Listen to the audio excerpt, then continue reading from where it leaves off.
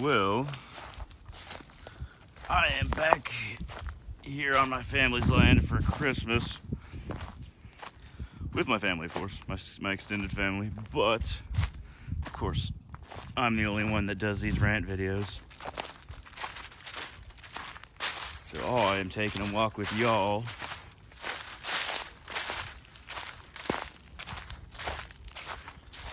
And even though I feel like it should be colder. It's like, what, the 23rd of December? I mean, Texas weather is all over the place. But I really feel like it should be cold. It feels like 78 right now. And, well, you can kind of tell it's winter because of the trees, but...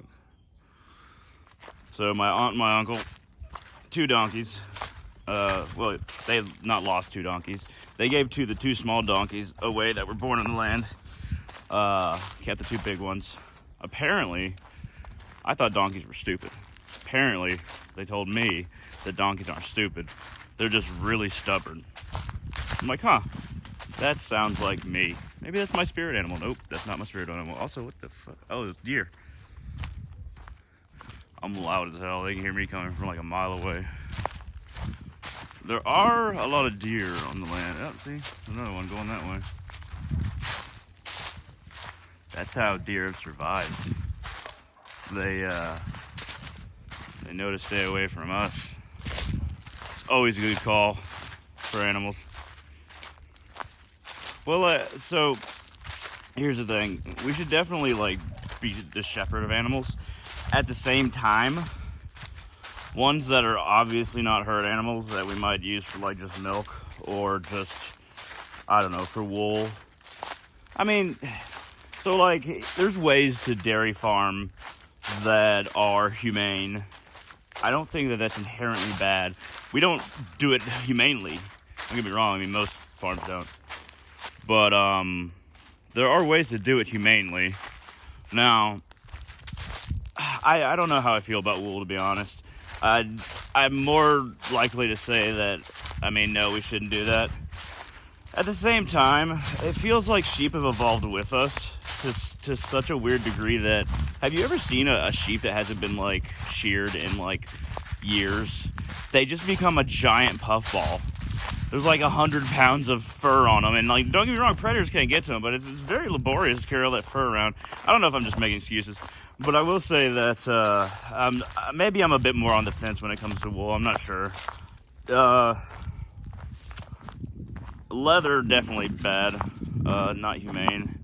Don't get me wrong. I've forgotten, even while I've been vegetarian, you know, also vegan for 2 years, but in the past. But since I've been vegetarian,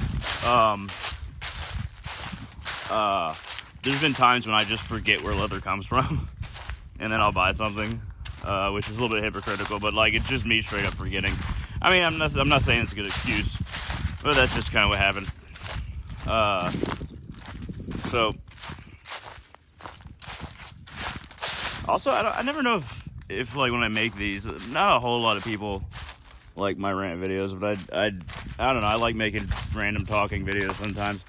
But those of you who do, would you rather like see my face? I feel like you should see what I'm seeing in front of me. That's just my idea about it. Nature. These natural giant steel towers with these natural cables filled with natural electricity. I'm not gonna eat those. I had a really stupid idea for a second, and I was like, no, don't do that, Hunter. Oh, I'm just gonna throw this in here because I didn't really know where else to put it. So, all right, moving on. So I said that I would make a video where I described in that ritual video where I was using the candle and I was using the black mirror, and now I'm blanking on what I called it. It was a ritual designed by me, meant to strengthen my connection to the dead, communication wise and also just presence wise. This donkey ears, I'm sorry. I'm like, what's going on over there? This is a human? You got courage for us? Huh? All right, enough of that. All right, so Oh God, I'm going in a circle. I need to go. All right. So in that video, I said that I would describe it in another video later on, and I did. In that one, I didn't actually talk to y'all, but in that video, a lot of people say that they can like see things in black mirrors. Here's the thing: 99% of people who see things in black mirrors when they're doing rituals, it's both a trick of the eyes, because your eyes want to see something in the blackness and just tries to make shapes, and also wishful thinking. Don't get me wrong, 1% of the times that people do it, they can and do it well. It can be done well. What's on my... Oh, that's my finger. Good God. I'm a professional, everybody. Hold on. What's that in front of the... Oh, it's my finger. All right, so... What I experienced, which is something I didn't realize that has happened to me before, was that when I was looking into the black mirror, I saw through feeling. It's almost like, you know how when you enter a room and you feel the pressure, the air pressure of like somebody else being there. It was like that, but it was in the mirror, and with my third eye, that's where I didn't feel it in the third eye, but let's just call it second sight, that I developed by working on visualizing. As I offer food to Kalima, when I'm eating, I will either close my eyes, look at my third eye, or just gaze upward, or just hold the visualization in my head without closing my eyes or anything. And I'll move the energy up my body and offering, and just share the food with Kalima like that. It'll go up from the top of my head, and I'll feel it go up. It's related to chakras. I haven't opened up my chakras by any means, so it's more of a visualization, but energy is exchanged. So I'm saying a lot. I'm tired. Anyway. So when I was looking into the mirror at one point during that ritual, the black obsidian mirror, what I wasn't trying to visualize anything, but with the mechanism in my head that I use to visualize, which you can call it the reflection of the third eye, or more pineal gland based. Well, the third eye is kind of a projection of the pineal gland. That's kind of really what it is. Anyway, that mechanism within me, in my head, activated, and I saw, I wouldn't call it a vision. I mean, I could call it that, but I don't think that's quite the right word. I saw with that feeling, it still engages the eyes a little bit, but if you feel it at the back of the eye, it's not the same kind of seeing like you usually see things. So yeah, it was almost like it was like a second set of eyes that was activated, and I was seeing through feeling. That's the best way I can describe it. And what I saw just some white apparitions. The one closest to the mirror looked female, medium build, black hair. Couldn't really see the face very well.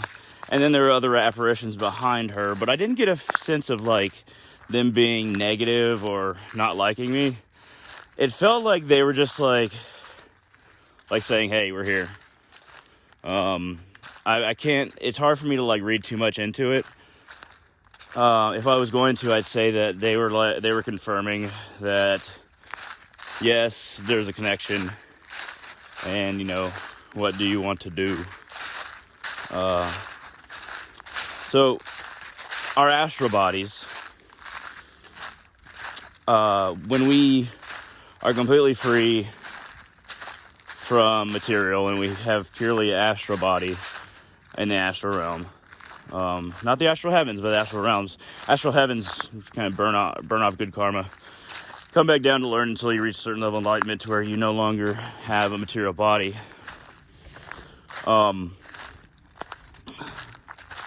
But when your astral body, all your senses